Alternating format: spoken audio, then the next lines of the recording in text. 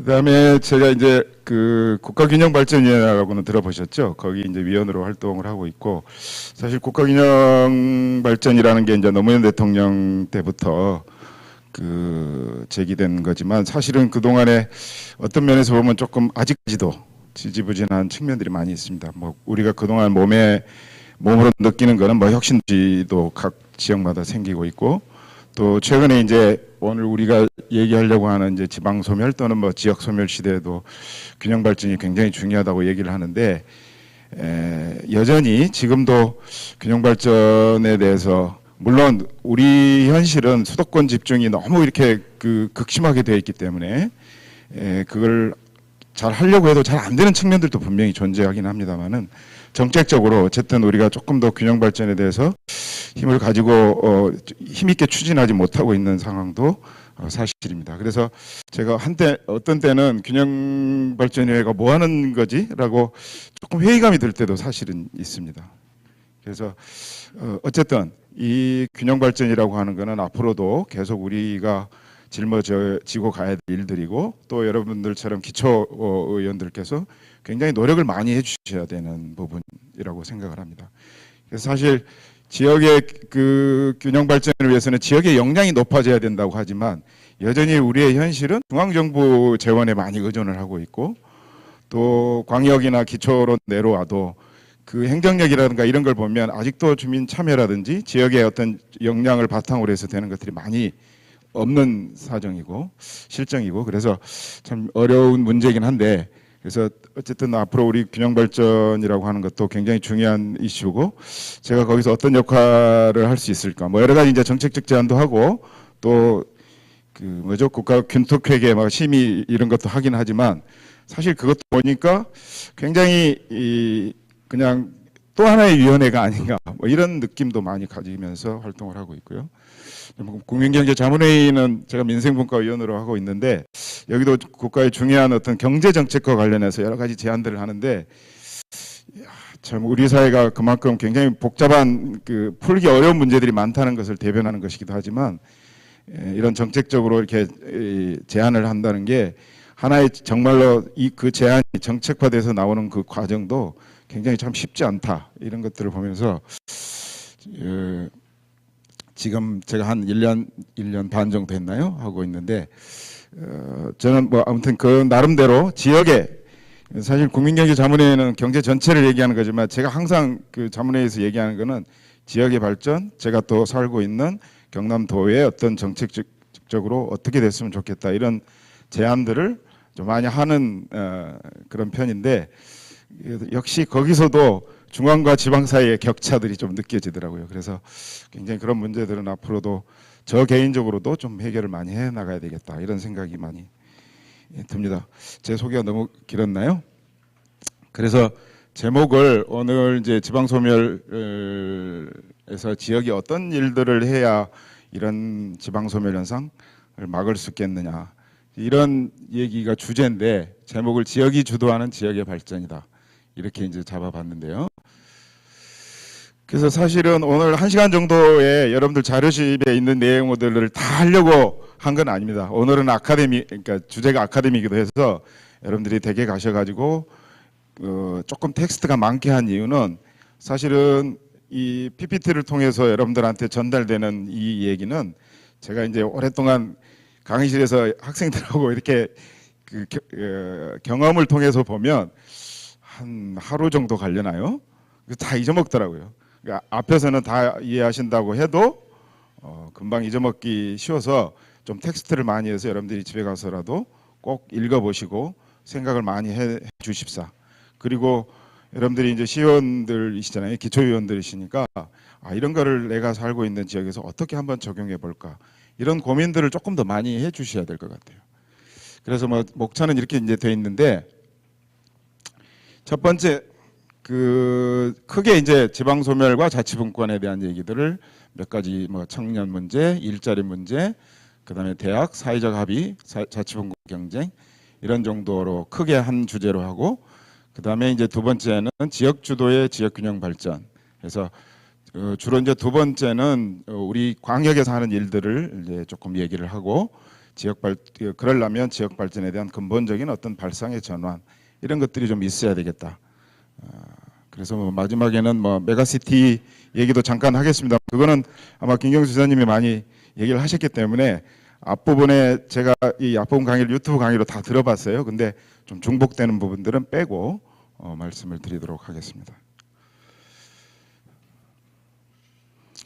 자, 지방소멸 자치분권에 대해서는 이제 사실 내용들이 많은데 첫 번째는 이 지방소멸 담론, 그러니까 인구 문제, 우리가 인구가 막 그 축소 사회라는 말 들어보셨죠? 그러니까 인구가 줄고 물론 인구가 줄지 않으면서도 지방소멸이라고 하는 거는 있을 수 있는데 뭐 그런 게 아니고 우리는 이제 인구 감소와 지방소멸이 같이 오고 있지 않습니까?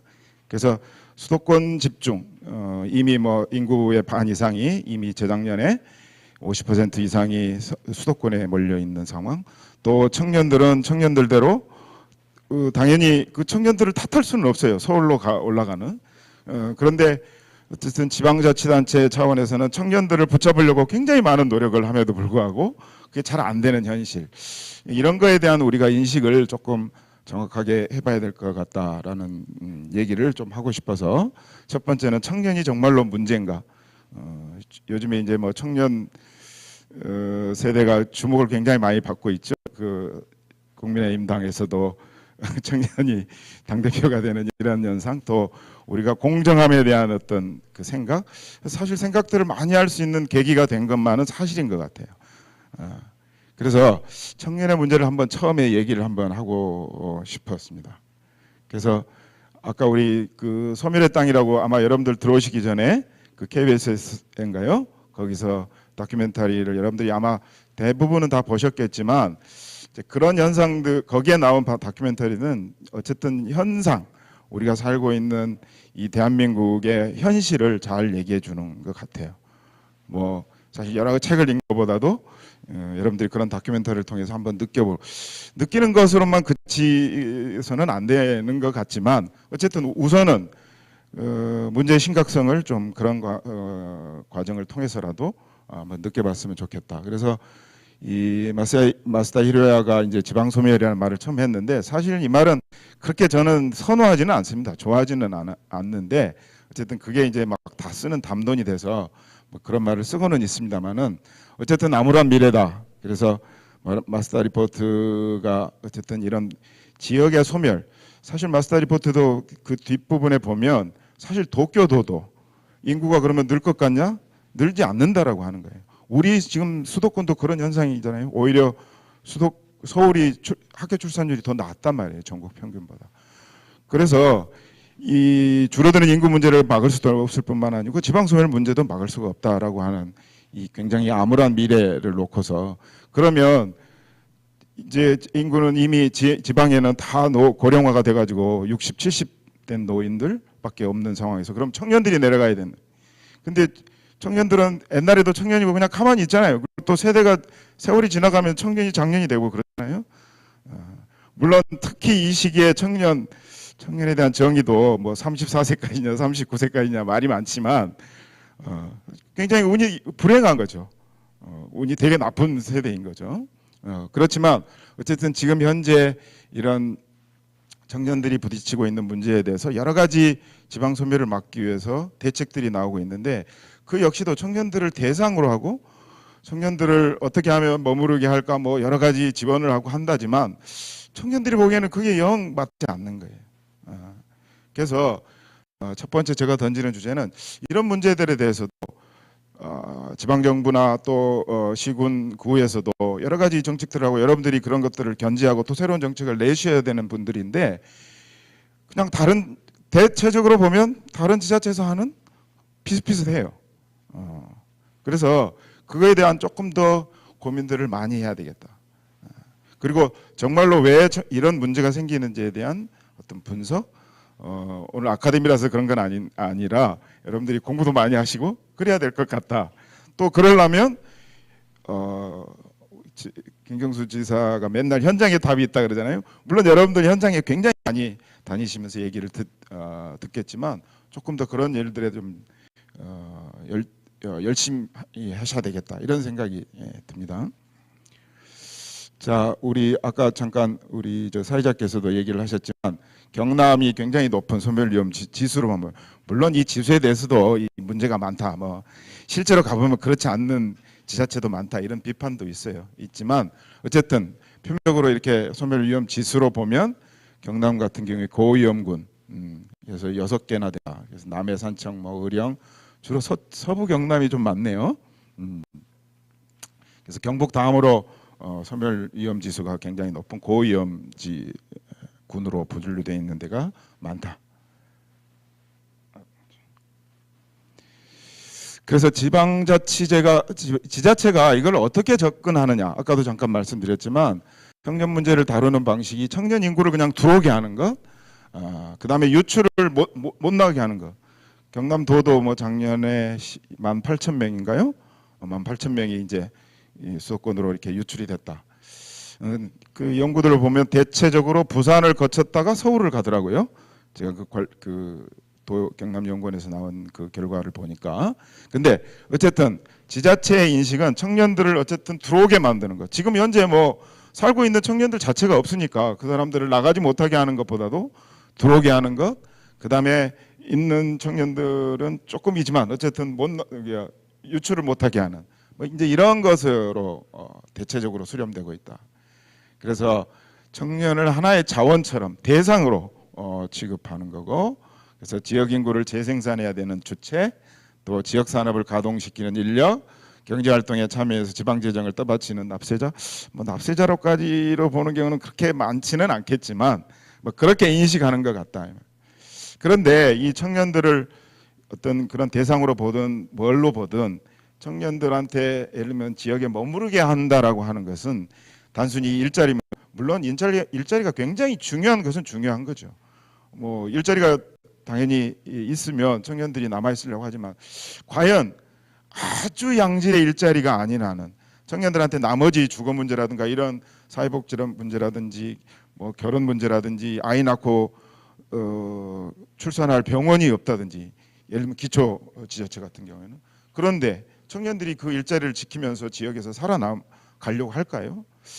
그래서 종합적인 문제다라고 하는, 그래서 교육, 훈련, 일자리, 그래서 굉장히 여러 가지, 사실 아까도 잠깐 얘기했지만 곧 있으면 청년이 장년이 되는 그런 생각들을 기반으로 해서 교육, 훈련, 일자리, 이런 사회복지 이런 문제들이 다 종합된 문제다라고 하는 그 인식을 할 필요가 있다. 그래서 청년들이 나가는 쪽은 지자체장들이나 뭐 이런 사람들은 청년을 붙잡아야 된다라고, 지역이 생존한다 이렇게 이제 얘기를 하는 것이죠. 그래서 청년들이 지역에서 일자리를 얻고 사회관계를 맺으면서 자립 정착할 수 있는 기반을 만들어주는 것. 물론 이건 다 누구나 이렇게 말들은 하지만 사실 우리가 그러려면 지역의 자원들이 사실은 너무 부족하고 뭐 이런 것도 또한 우리가 외면할 수 없는 현실은 마찬가지인 것 같아요. 그래서 청년을 단순히 제가 이제 여기서 드리고 싶은 말은 일자리의 문제로만 바라보서는 안 된다라고 하는 얘기를 꼭 드리고 싶고, 그래서 이거는 이제 데이터로 본 청년 현황은 넘어가도록 하겠습니다. 그래서 뭐 청년 실업률이라든지 청년 고용률, 그다음에 경남도에서 뭐 청년 특별도 뭐 이런 선언도 하고, 또 청년 정책 추진단, 도지사 직속으로 청년 정책 추진단을 만들어서 하고 있는데, 이 대부분의 청년들의 또 생각은 좀 다른 것 같아요. 그래서 일자리보다는 일거리를 원한다라고 하는, 그래서 또 청년들을 대상으로 삼는다라고 하는 건 뭐냐면 청년들한테 직접적인 지원보다도 청년들을 고용하는 기업들에 주는 지원, 이런 것들은 조금 바꿀 필요가 있지 않느냐. 이제 이런 문제 제기들을 청년들이 하고 있는 상황에서 청년에 대한 새로운 인식, 또 새로운 인식에 기반해서 그럼 청년들을 어떻게 해야 이 지역에 남아서 지역을 지키면서 살아갈 수 있을지, 이런 거를 조금 더 고민을 해야 된다. 그다음에 또 하나는 최근에 이제 공정 문제 가지고도 얘기를 많이 했습니다만은 사실은 우리가 청년들에 대해서, 우리 지역에 대해서 가르쳐 본 적이 없어요. 우리 지역은 무슨 역사가 있고 무슨 자원이 있고, 여러분들 가만히 생각해 보세요. 여러분들 청년 때는 어떠셨는지는 제가 모르겠습니다만은 저 대학 다닐 때도 제가 살고 있는 지역에 대해서 한 번도 얘기해 준 사람이 없어요. 하물며 지방대학에 있는 친구들이 내가 예를 들면 경남대나 뭐 창원에 있는 창원대나 제가 있는 경상국립대도 경상남도가 어떤 역사가 있고 어떤 문화 자원이 있고 또 어떤 정책까지는 알 필요는 없겠지만 그런 걸 몰라요. 왜? 그동안 대학이 너무나 많이 산학협력 뭐 이런 거 한다고 그런 쪽으로는 굉장히 자원도 많이 가고 했지만 정규 교육과정을 통해서 청년들한테 그런 걸 가르쳐 준 바가 없어요. 그런데 청년들한테 너 이 지역을 사랑해라. 너 이 지역에 남아서 이 지역을 지켜서 일자리를 얻고 여기서 살아야 된다? 라고 얘기하면 그거는 모순이잖아요. 그래서 한 번도 그런 걸 가르쳐 준 적이 없는데 그 친구들한테 이 지역을 지키면서 살아가라고 한다는 게 너무 모순적이다.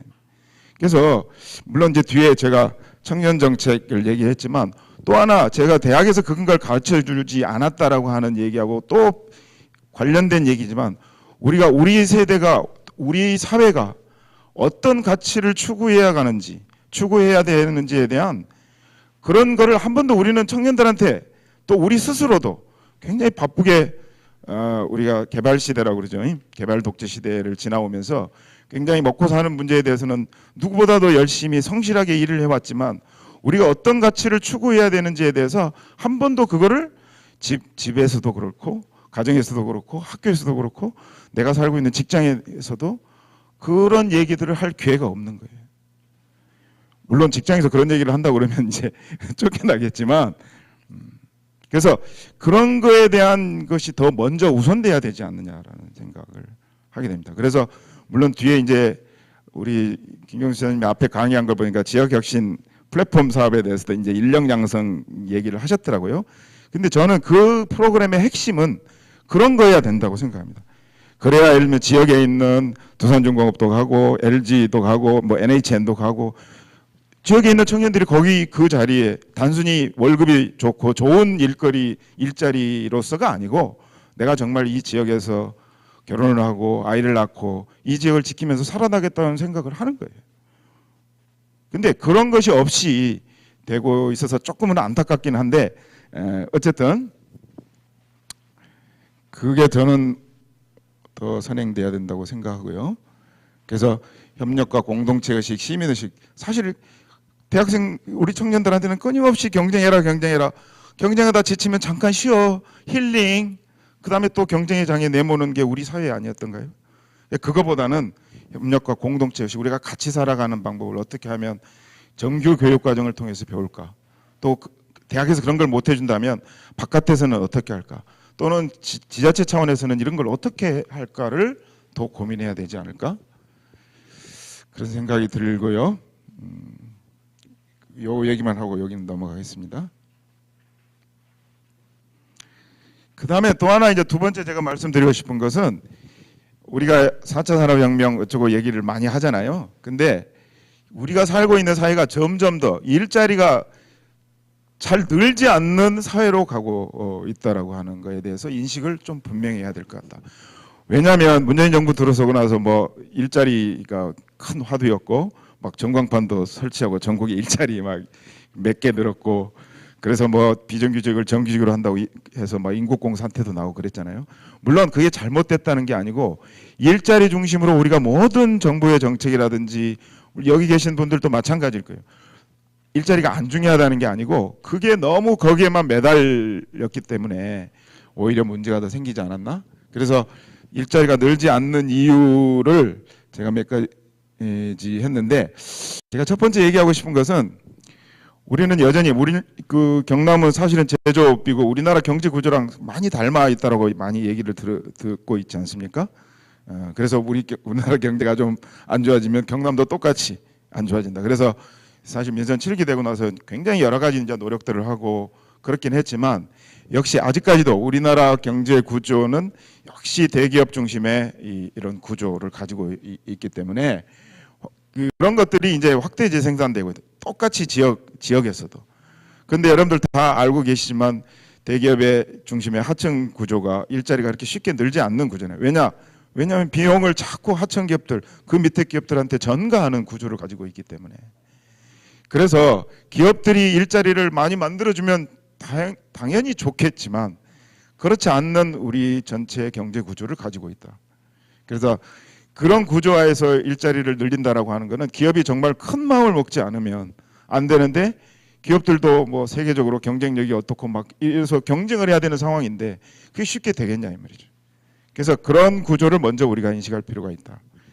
그다음에 거대 이런 과점체들에 의해서 정치가 포획돼 있다. 물론 여러분들이 다 이제 기초위원들이고 여기 김정은 위원장님도 계시지만 뭐 법을 만들거나 할 때 어때요? 이런 대과점체들이 그러니까 거대 경제 권력을 기반으로 한 이런 사람들이 법안을 막 자기의 입맛에 맞게 만들고 또 그렇지 않은 법안에서는 법안이 못 만들어지게 하고 지방자치단체도 마찬가지잖아요. 그래서 그런 구조를 가지고 있기 때문에 이것도 우리가 일자리가 잘 늘지 않는 여러 가지 이유 중에 하나다. 그다음에 사회적 타협이 점점 더 어려워지는 상황. 그래서 사안 중심별로 사회적 타협이라고 하는 게 되고 물론 제가 뒤에 잠깐 그 얘기를 할 수 있는 시간이 있을지는 모르겠습니다만은 사회적 타협도 전통적으로 노사정 이것만 가지고는 우리가 절대 할 수 없는데 우리는 여전히 거기에 매달리고 있다. 그래서 굉장히 다양한 주체들인데 그 사람들을 어떻게 포함해서 합의기구를 만들까? 이런 것도 굉장히 큰 주제 중에 하나인데 아무튼 그건 뒤에 시간이 되면 조금 더 말씀드리기로 하고요. 이런 사회화된 기업이 사회화시키고 우리가 살고 있는 우리 일상생활에도 그렇죠. 이런 자꾸 비용을 사회화시키는 것을 우리가 전부 정부가 부담하고 있는. 근데 정부가 여력이 많으면 좋겠지만 할수록 정부는 하는 일을 줄이라고 그러고 저기 하면 지출을 늘리려 그러면 뭐 적자가 문제다 그러고 그렇잖아요. 재정 적자가 문제다. 그러니까 그것도 여력이 그렇게 많지 않은 거죠. 그다음에 4차 산업혁명과 일자리. 요거는 뭐 여러분들이 물론 이제 경남도에 앞에 아마 우리 스마트 공장, 스마트 산단에 그 스마트 공장이 돼서 일자리가 오히려 늘었다라고 하는 개별 사례들도 아마 여러분들이 박민원 단장님한테 혹시 얘기를 들으셨는지 모르겠습니다만은 막 그런 개별 사례들을 조금 제외하자면 전체적으로 로봇이 되거나 인공지능이 도입되면 일자리가 줄어들 수밖에 없어요. 물론 새로운 일자리가 그보다 더 많이 늘어나면 되지 않느냐라고 얘기를 하고 실제로 몇몇 공장들 또 몇몇 지역에서는 그런 경우가 있을 수는 있겠지만 일반적으로 보면 이런 기계나 로봇 그다음에 뭐 AI 이런 것들이 되면 사실 일자리가 주는 거는 분명한 것 같아요. 그래서 이 일자리가 줄면 우리가 그거에 대해서 어떻게 대응을 해왔어요? 창업해라. 자영업자들을 많이 만드는 구조를 만들어 놨잖아요. 근데 그래서 이번 팬데믹도 사실은 우리나라처럼 자영업자가 많은 이런 현상에서 팬데믹 같은 게 닥치니까 어때요? 굉장히 피해를 보는 사람들이 많아졌잖아요. 그래서 이런 1인 자영업자 양산 구조. 근데 거기에 대한 책임은 다 개인이 지라라고 하는 거죠. 그래서 이런 것도 굉장히 우리가 4차 산업혁명에 대해서 뭐 일자리를 얘기하지만 그 이후의 문제들이 어떤 그 이펙트를 가지고 왔느냐, 초래했느냐를 우리가 생각해 볼 필요가 있다. 책 소개는 넘어갈게요. 자, 그래서 우리가 일자리 늘리기 위한 노력들을 뭐 했어요. 그래서 공공 일자리를 어쨌든 정부가 먼저 공공 일자리를 먼저 조금 만들고 우선은 그죠? 민간한테 바로 이걸 얘기할 수는 없으니까.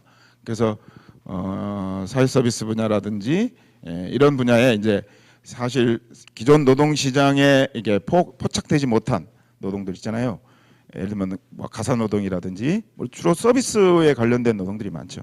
그래서 그런 거를 좀 시장 내로 끌어들여서 새롭게 이제 뭐 만드는 일자리를 만드는 것이라는 점에서는 뭐 신규 일자리 창출 뭐 그런 의미가 있지만 공기업을 우리는 공기업에서 먼저 선도를 했잖아요. 인국공 사태 또 그리고 대체적으로 공공기관은 비정규직들을 그게 뭐 규모와 상관없이 규모가 적든 많든 간에 사실상 많은 공공기관에서 정규직화를 시켜줬다 이 말이죠.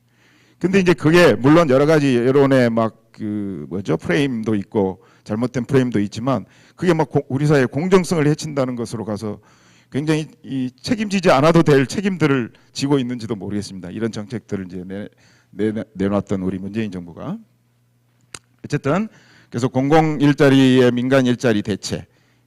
그러니까 민간이 또 해야 되는데 공공 일자리가 먼저 가니까 또 민간의 일자리를 뺏어간다 또 이렇게 또 비판을 하잖아요. 그래서 이 과정에서 생기는 여러 가지 갈등들이 있었다. 그거에 비해서 민간 일자리는 어떤가요? 아까 민간 일자리는 우리 경제 구조, 산업 구조 때문에 민간의 일자리가 그렇게 확 늘어나지 않는 그런 구조로 점점 더 가고 있고 이미 그게 고착화돼 있는 상태에서 정부한테 민간 기업한테 정부가 일자리를 많이 내라고 하는 건 뭐예요? 그만큼 정부가 기업들을 지원을 많이 해줘야 된다는 거잖아요. 그렇지 않고서는 쉽게 민간 기업이 그걸 받아들이려고 하겠냐 이 말이죠.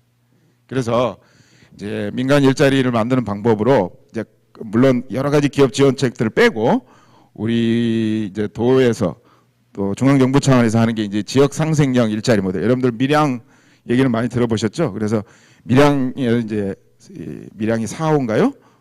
전국 지방 상생형 일자리 모델 뭐 이렇게 해가지고 이제 지금 이제 시작되는 단계에 있고 물론 이제 다들 뭐 군산도 그렇고 다 이제 아직까지 이제 시작한 지 얼마 되지 않았기 때문에 이걸 평가하는 것은 그렇게 쉬운 일은 아닙니다만은 근데 이런 것들이 대부분 보면 노동에 대한 양보를 요구하는 거예요. 그래서 굉장히 자본 편향적으로 아까 그랬잖아요. 민간한테 일자리를 만들어라고 얘기하는 순간 기업들한테 뭔가 주는 게 있어야 될 거 아니에요. 그래서 이런 그 시범 사업 지금 3호인가 4호인가요?까지 됐는데 물론 안 그런 것도 있지만 대체적으로 보면 굉장히 자본에 더 자본 편향적, 자본에 더 유리하게 이런 일자리 모델이 설계되고 시행되고 있는 이런 것들도 우리가 주목할 필요가 있다. 그런 정도 하고요. 그래서 뭐 일자리 모델에 대해서는 뭐 이렇게 그냥 정리를 해놨습니다. 물론 여러분들이 다 알고 계시는 거지만 뭐 넘어가기로 하고요. 요거는 여러분들이 한번 참조를 우리 뭐 광주형, 뭐 밀양형, 뭐 횡성 뭐 이런 얘기도 있고 군산도 있고 구미형도 있고 각 지자체마다 이제 이런 것들을 하는 거죠. 뭐 유형 넘어갈게요. 주요 성과 한번 보시면 될 것 같고 밀양형 일자리 모델은 뭐 도에서 이렇게 이런 걸 했다 이렇게 해가지고 저 홈페이지에도 이렇게 소개를 하고 평가는 지역 차원에서 대응하는데 굉장히 한계가 있다라고 하는 물론 이제 중앙정부 차원에서 이제 하는 거긴 하지만 역시 수도권 문제를 해결하는 차원에서 뭐 중앙정부가 뭐 그런 생각을 막 분명하게 하고 하는지는 모르겠습니다만은 역시 지역 차원에서 대응하는 데는 한계가 있다. 그 다음에 또 하나는 이런 일자리 모델은 일자리 창출이 일단은 목적이기 때문에 지역에 그게 와서 지역의 이 경제가 어떻게 순환할 수 있는지 뭐 흔히 우리 이제 이론적으로 말하면 네발적 발전론, 그러니까 지역 내에서 그 새로 예를 들면 밀양에 일자리가 많이 생겼어요. 공장들이 그래도 입주를 했어요. 했을 때 그러면 그 밀양 지역의 경제 자체적으로 그런 걸 통해서 밀양이 어떻게 내재적으로 발전해 갈 건가에 대한 고민 이런 것들은 잘 아직 없는 것 같다. 그래서 뭐 이런 것들은 앞으로 우리가 좀 더 고민을 해봐야 될 문제겠지만 평가를 하자면 뭐 그런 정도가 지금. 그 다음에는 이제 대학인데 아까도 우리 앞에서 제가 그 김경수 지사님이 이제 플랫폼 사업 잠깐 얘기를 했는데 그거는 아까 잠깐 얘기를 했기 때문에 대학에 대해서 근본적인 지금 이제 대학도 막 벚꽃 지는 순서대로 저도 그 표현도 별로 좋아하라고 하지 않는데 없어진다잖아요. 그래서 교육부는 이제 뭐 앞으로 그런 데들은 뭐 폐교 조치한다 뭐 이런 계획들을 이제 세우고 하고 뭐 이러고 있는데 그동안 대학의 역할 과연 대학의 역할이 제대로 돼 있는가? 우리 거점 공립 저도 이제 이번 통합이 되는 바람에 거점 공립대에 소속이 됐습니다만은 뭐 우리 경남뿐만 아니고 다른 데도 거점 공립대들이 정말로 인력 양성 지역에서 제일 필요한 게 사실은 인력 양성이고 우리 그 김경수 지사님 앞에 내가 강의를 보니까 거기서도 사실 소프트웨어 인력도 마찬가지고 사실 이 동남권 메가시티라는 거를 얘기하는 것도 유명 소프트웨어 기업이 서울로 저 수원이나 이런 걸로 이전하는 거 제일 이유가 뭐냐 여기는 인력이 없다라고 하는 거였다는 거죠. 그래서 이게 굉장히 중요한데 대학이 그런 역할들을 과연 해왔던가? 그러면 앞으로 이걸 잘하려면 근본적인 뭐 대학 개혁, 대학 구조 개혁 해서 막 정원 줄이고 막 이런 거에는 굉장히 열심인데 지역 혁신의 어떤 앵커 기관으로서 대학의 역할을 정말로 다시 한번 생각해 봐야 되는 거 아닌가? 저는 개인적으로는 사실은 그런 것들을 조금 잘 하기 위해서 대학이 주도하지 않고 지역이 주도하는 어떤 인재 양성 사업의 틀이 지자체 대학 협력 기반 지역 혁신 플랫폼 사업이에요.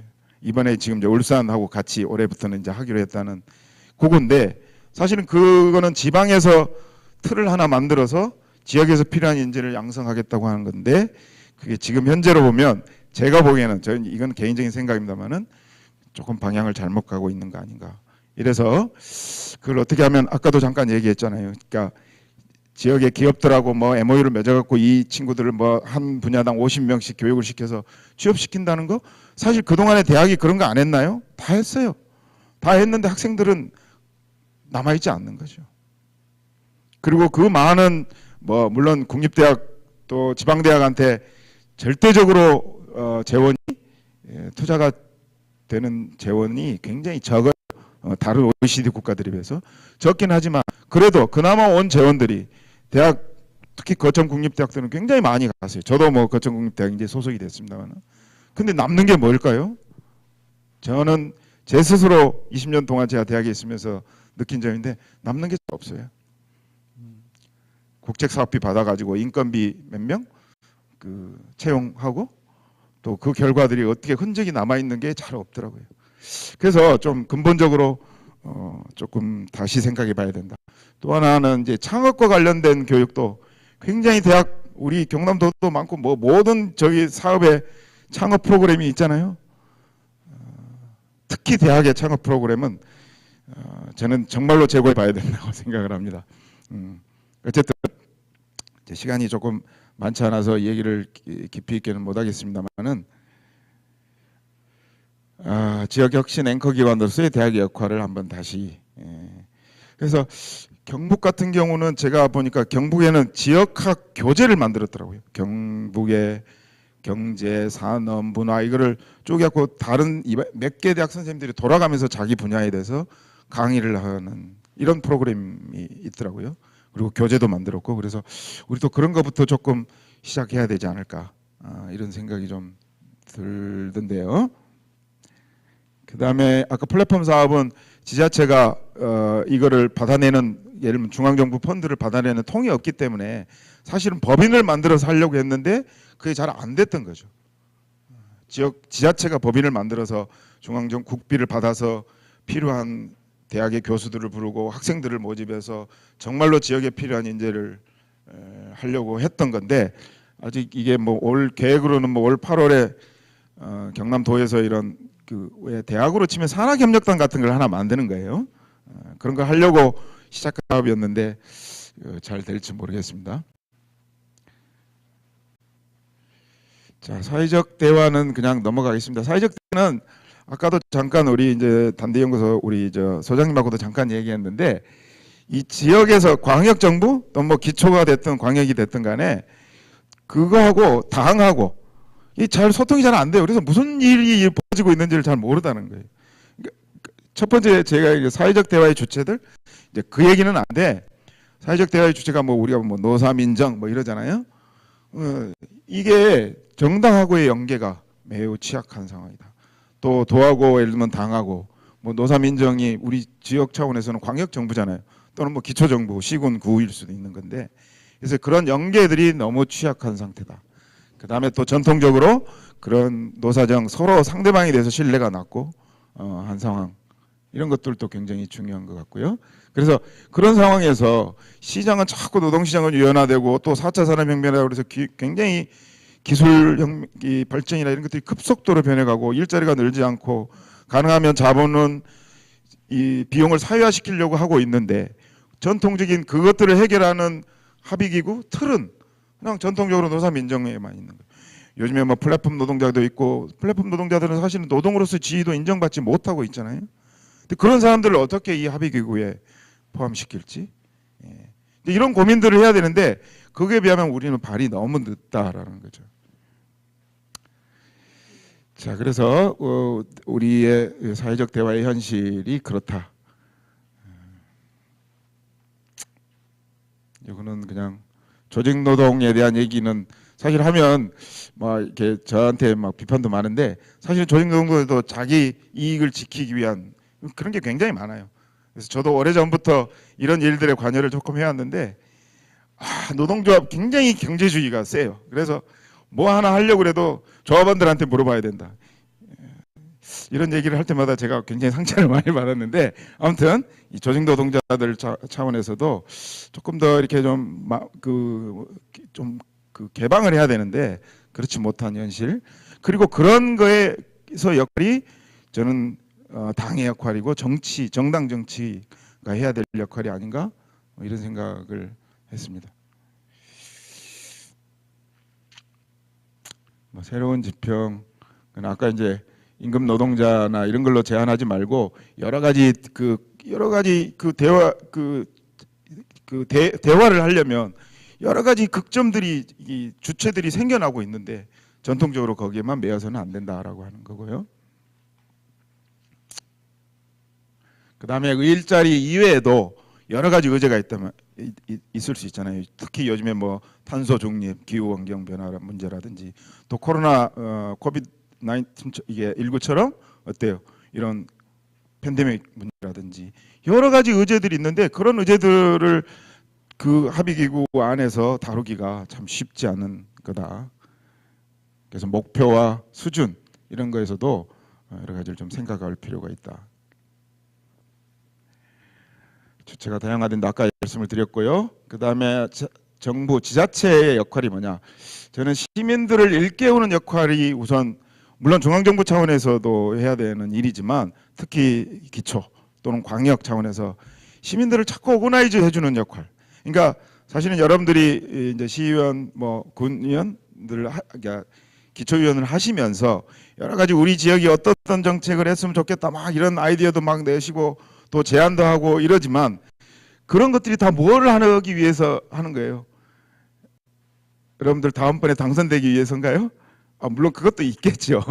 있지만 기본적으로는 그걸 통해서 시민들이 자기들이 닥친 문제에 대해서 스스로 얘기하고 그런 문제들이 제기됐을 때 여러분들이 그런 문제들을 어때요? 딱 모아서 정책으로 만들고 뭐 안 되면 가서 뭐 조례를 만들고 그런 게 여러분들의 역할이잖아요. 그래서 시민들을 일깨우는 역할, 물론 뭐 숙련개발 권리, 뭐 교육, 도시권리, 뭐 도시민으로서 뭐 이런 권리 뭐 더 많이 얘기할 수 있겠지만 우선은 좀 그런 것들이 좀 필요한 게 아닌가라는 생각이 듭니다.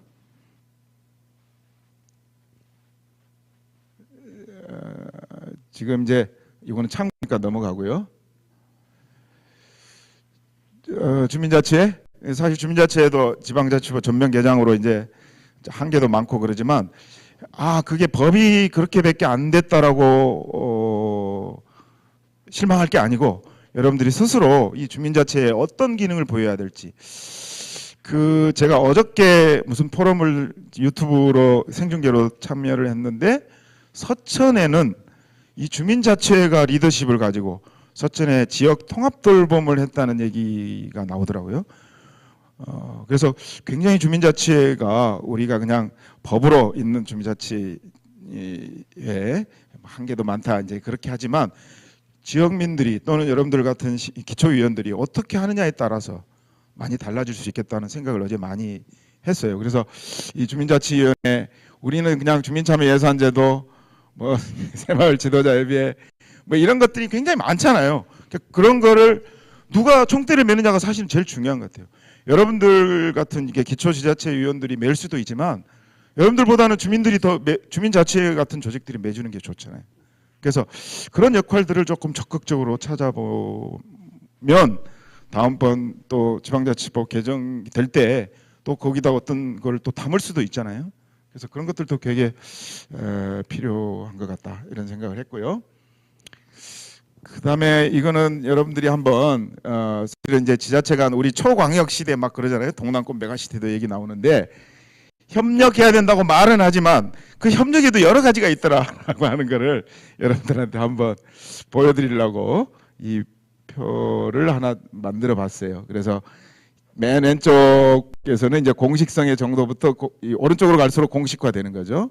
그다음에 이제 뭐 그 관계 유형이 뭐냐, 공존, 소통, 뭐 협조, 그 콜라보 요즘에 여러분들 텔레비전에서 막 콜라보 한다 그러잖아요. 뭐 무대 가수나 이런 사람들이 나와가지고 그래서 콜라보 그래서 그 전에 코어디네이션 그다음에 협조 뭐 이런 얘기 그래서 경쟁이 굉장히 강조되는 공존 그다음에 경쟁이 유지되면서 약간의 정보 정도가 공유되는 그다음에 경쟁 협조 같은 거 코퍼레이션은 보통 협력이라고 부르는데 자원을 좀 공유하는 거 사실은 우리가 여기까지만 잘해도 좋을 것 같아요.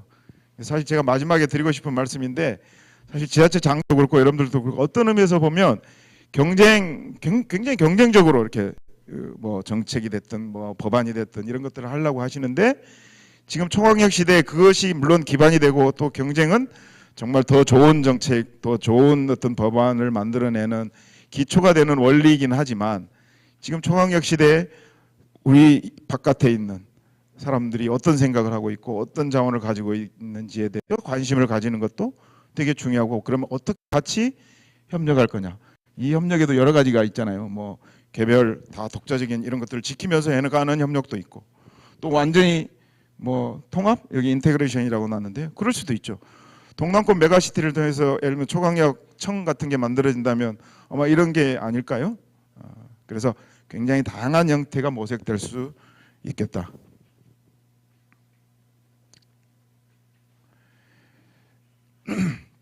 자 이제 두 번째 시간이 한 50분이 지나버렸네요 벌써. 지역이 주도하는 이제 지역균형 발전에는 그 사실은 지역 발전에 대한 관점 전환 요 얘기를 조금 더 많이 해야 될 것 같아요. 여러분들이 많이 이제 들어보셨을 거예요. 그동안 우리가 개발 시대라고 그러죠. 뭐 발전 지배 연합 뭐 이런 학자들은 발전 지배 연합 또는 뭐 개발 독재 뭐 이런 말도 쓰고 근데 그동안 우리가 3, 40년 동안 압축 성장을 해오는 과정에서 다 우리들 마음속에는 사실은 도로가 많이 놓여지고 또 뭐 기업체가 더 많이 들어오면 더 좋아질 것 같고 뭐 우리 동남 메가시티에도 지사님이 이제 막 촘촘한 교통망, 광역 교통망 이런 거 있으면 이런 게 전제가 돼야 된다. 동남권 메가시티에 그런 말씀도 이제 하시던데 어쨌든 도로가 많이 생기고 철도가 막 그 정말 촘촘하게 생기고 또 기업이 들어와서 일자리 뭐 당연히 기업이 들어오면 일자리가 줄지는 않겠죠. 늘겠죠. 어느 정도까지는. 그런 개발 중심의 생각 이런 걸로부터 조금 벗어나야 된다. 예, 여러분들이 이제 기초위원 활동을 하시면서도 사실 그런 게 실제로 많죠. 그리고 우리가 뭔가 좀 표가 난다 그럴까요? 생색이 나려면 도로 하나 만들어질 것이 훨씬 더 생색이 날 수도 있는 것이고 그런데 그런 생각으로도 좀 벗어났으면 좋겠어요. 저는. 예.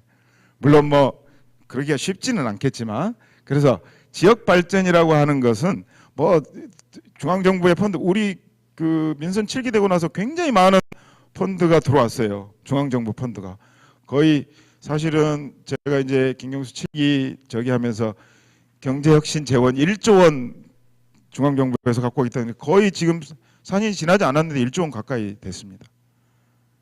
그런데 그렇게 많이 오면 뭐 하냐고요. 그게 지역에서 잘 소비가 되고 지역 내에서 순환할 수 있어야 되잖아요. 근데 갈수록 수도권 집중은 더 심화되고 있잖아요. 그래서 이런 유입 규모가 작거나 이래서가 아니라 소비자나 기업이나 공공기관 또 경제주체들이 지역에서 순환될 수 있는 어떤 구조를 갖는 것. 물론 지금 당장 그 구조를 갖추는 것은 쉬운 일은 아니죠. 쉬운 일은 아니고 우리가 일상적으로 쓰는 모든 소비나 뭐 이런 것들 보면 아직도 서울로 수도권으로 유출되는 이런 것들이 굉장히 많이 있기 때문에 지금 당장 그렇지만 지금부터라도 그런 생각들에서 좀 자유로워질 필요가 있겠다. 그래서 외부에 유출되는 게 많기 때문에 그렇다. 그래서 지역경제 발전을 하려면 사람들, 주민들 자발적 적극적 활동 또 다양한 상호작용, 사회관계 이런 것들이 만들어지는 것이 되게 중요하다. 그 다음에 여러분들도 많이 이제 경험을 하셨겠지만 이런 재원을 배분하는 과정에서 여러 갈등들이 생기잖아요. 그럼 그 갈등을 어떻게 잘 해결하는가도 그 지역의 역량을 말해주는 거잖아요. 그래서 이런 것들을 조금 그래서 우리가 그동안에 이제 개발 중심의 사고에서 생태적 재지역화, 뭐 재생, 그래서 회복력을 좀 지역이 특히 코비드19 이 코로나19 이것 때문에 지역 중심의 로컬의 중요성이 다시 지금 부각되고 있는 상황에서 다른 데 의존하는 게 많으면 많을수록 어때요? 그러기가 쉽지 않겠죠. 로컬에서 자기 지역 내에서 이런 것들을 문제를 해결하는 대응력이 또는 여기 말로 하면 레질리언스, 그러니까 탄성력 뭐 이런 것을 갖기가 쉽지 않잖아요. 그래서 그런 근본적인 어떤 발상의 전환, 태도의 전환, 사고의 전환 이런 것들이 좀 필요한 것 같다. 그래서 뭐 요거는 다양한 접근법은 넘어가고요. 그래서 지역의 부를 어떻게 하면 스스로 만들고 그 부가 지역 안에서 순환될 수 있느냐. 특히 그거는 작은 단위로 갈수록 그런 생각들을 해야 되는데 물론 작은 단위에서는 규모의 경제나 이런 것들 때문에 아주 뭐 마을이나 이렇게 해결할 수는 없겠지만 뒤에 이제 전주시의 경험을 아마 들으시겠지만 뭐 대체적으로 제일 먼저 뭐 그래도 성공적으로 한 도시가 이제 우리 전라북도 물론 이제 사회적 경제 뭐 이런 거하고도 같이 결부돼서 얘기를 하시겠지만 이제 그런 거라고 그러잖아요. 근데 이제 그런 이런 근본적인 어떤 인식의 전환, 태도의 변화 이런 것들이 기초가 됐을 때 그런 것들이 가능해진다. 그래서 세부적인 내용은 생략하겠습니다만은 그래서 이 분권과 자치를 통한 시민공동체, 지역순환경제부터 보면 지역순환경제, 결국 지역순환경제를 만든다라고 하는 거는 지역의 어떤 필요들을 스스로 지역 내에서 해결하는 어떤 방식들을 찾고 그 방식에 걸맞는 조직을 한다는 것이거든요. 그 과정에서 시민들이 아까도 얘기했지만 시민들이 스스로 공동체를 만들고 또 분권과 자치 이런 원리들을 기반으로 해서 만들어지고 그 다음에 회복력 있는 사회경제 시스템 이런 것들을 이제 새롭게 자꾸 바꿔 나가야 되는 거죠. 그러면 이제 뭐 생태적 한계 아까 우리 이제 뭐 탄소 중립 뭐 이런 걸 어떻게 할 거냐 지역에 그러면 에너지는 어떻게 우리가 해야 맞는 건지 이런 얘기들을 할 수가 있고 그것이 또 다시 지역 순환 경제로 이어지는 뭐 이런 얘기들을 해볼 수가 있겠다. 물론 다소 이론적이고 참 그 아이디어한 얘기라고 생각하실지 모르지만 사실은 그 지역 발전에 대한 생각을 바꾸는 것은 지금부터라도 물론 이게 뭐 지금 얘기된 건 아니고 벌써 한 20년 전부터도 이런 얘기가 됐지만 우리가 정말로 이 팬데믹 이후에 이런 거를 정말로 고민을 할 때가 됐다. 정부가 막 뭐 탄소 중립을 선언하고 막 뭐 무슨 감축 목표를 몇 년도까지는 얼마 하겠다 이게 중요한 게 아니고요. 지역혁신 체계 요건 넘어갈게요. 주로 이제 지역에서 우리 제조업에 이제 뭐 이걸 하기 위해서 아까 지역 주도하는 뭐 이런 거에 이제 지역의 제조업을 살리기 위해서 뭐 지역혁신 성장 계획이라고 해서 이거는 이제 제가 있는 균형위에서 매년 심의를 합니다. 매년 심의를 해서 지역이 스스로 계획을 세우고 그러면 거기에 매칭해서 뭐 그게 공모사업 방식이든 아니면 시범사업 방식이든 해서 내려오는 건데 경남도가 이제 이런 계획들을 세워가지고 매년 뭐 이런 사업들을 추진하고 있다. 그래서 내년도 계획도 아마 지난주인가요? 언제 지난주인가요? 아마 심의를 해서 의결을 했는데 아무튼 이런 지역에서 그런 노력들이 이루어지고 있다 정도를 여러분들한테 말씀드리려고 또 우리가 한국형 뉴딜 어쩌고 하면서 어때요? 경남형 뉴딜이라고 그래가지고 스마트 뭐 디지털 뉴딜, 그린 뉴딜, 그다음에 뭐 사회적 뉴딜, 그다음에 이제 뭐 하나 더 붙이자면 한반도 신경이들 이렇게 갖고 내용들이 조금 있는데 물론 아직까지 이 스마트나 그린 뉴딜과 관련해서는 물론 이제 정부 국비 사업으로 지방 광역하고 매칭해서 진행되는 것도 있지만 아주 그거는 아직은 시작 단계라고 볼 수가 있겠죠. 그래서 이런 일들이 이제 진행되고 있다. 여러분들한테 보여드리려고. 그다음에 제조업과 관련해서는 맨 마지막에 제가 이제 요거 정도 우리가 제조업을 살리기 위해서 뭐 제조업 혁신 사실 민선 7기의 가장 큰 1번 목적이 제조업을 혁신한다는 거였어요. 그래서 우리 여러분들 지난 강의에 들었지 않아요? 스마트 산단으로 바꾸고 자 아마 이런 얘기도 이제 아마 그런 거의 일환일 거라고 저는 생각하는데 저는 물론 제조업을 그렇게 스마트화 시키고 또 하는 것도 되게 중요하지만 이제는 우리가 굉장히 이 하드웨어 중심에서 좀 소프트웨어로 조금 나갈 필요가 있다.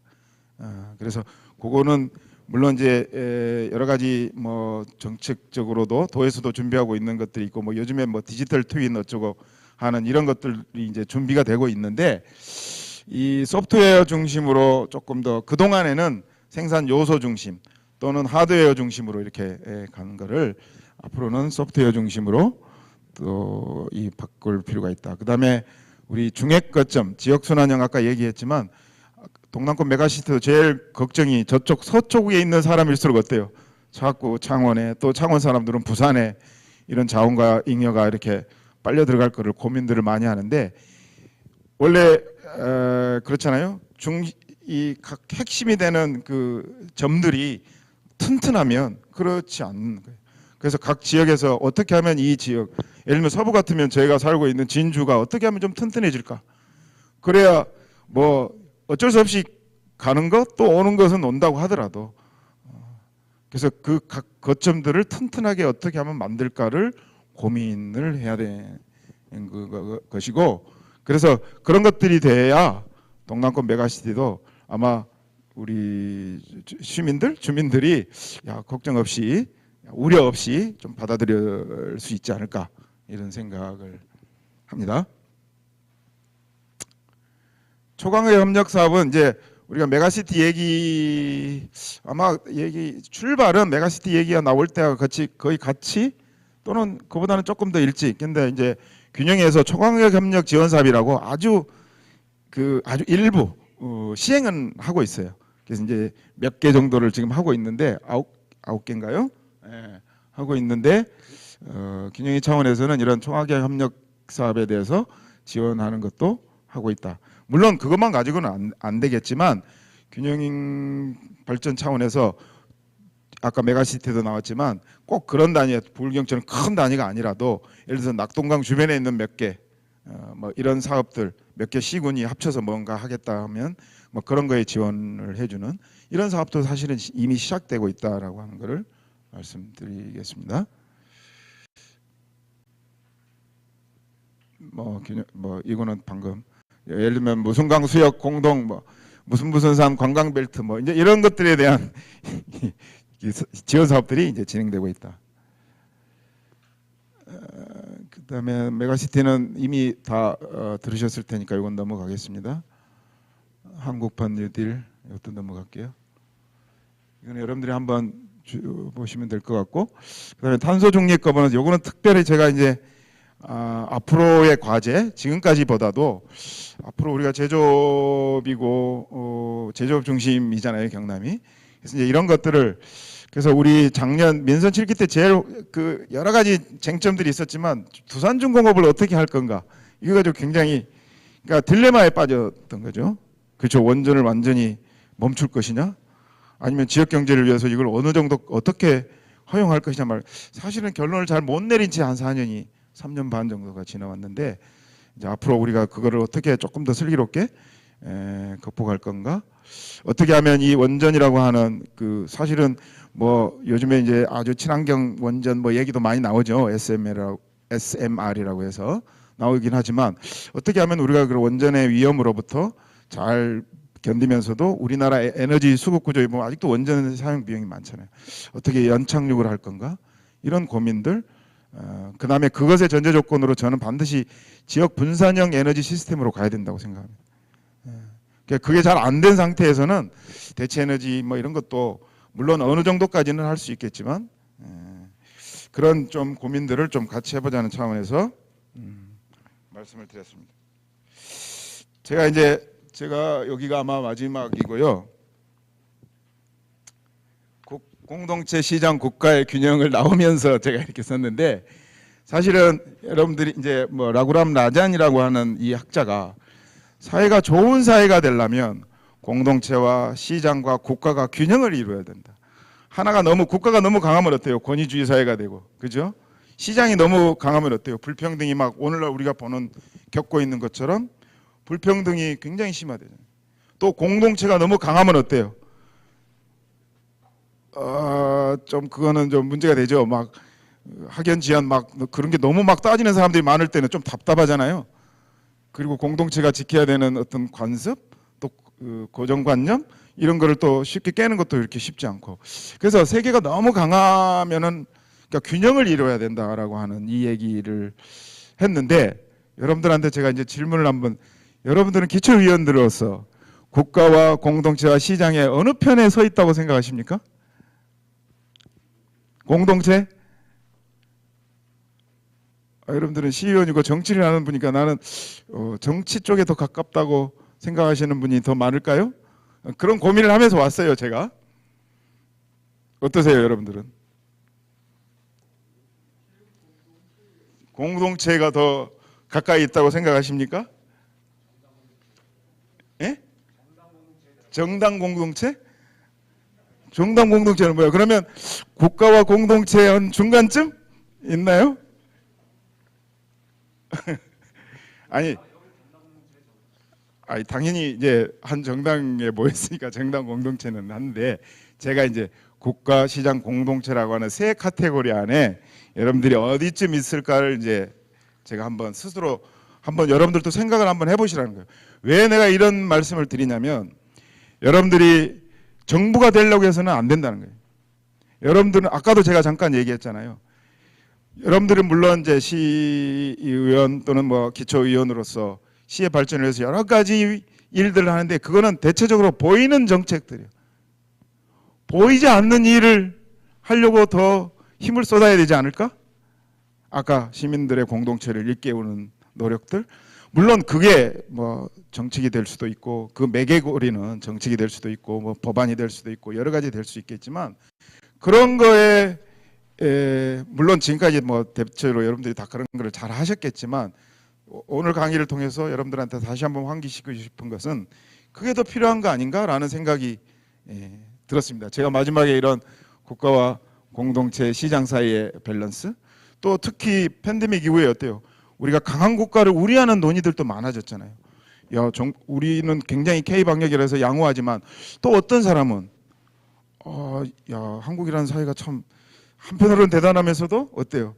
너무 우리가 뭐 중국 같이 그렇게 되지는 않지만 그런 걸 우려하는 사람들도 있거든요. 그래서 여러분들한테 그런 생각들을 한번 해보시기를 바라고, 또 제가 또 하나 말씀드리려고 한 가지 메모를 해왔는데,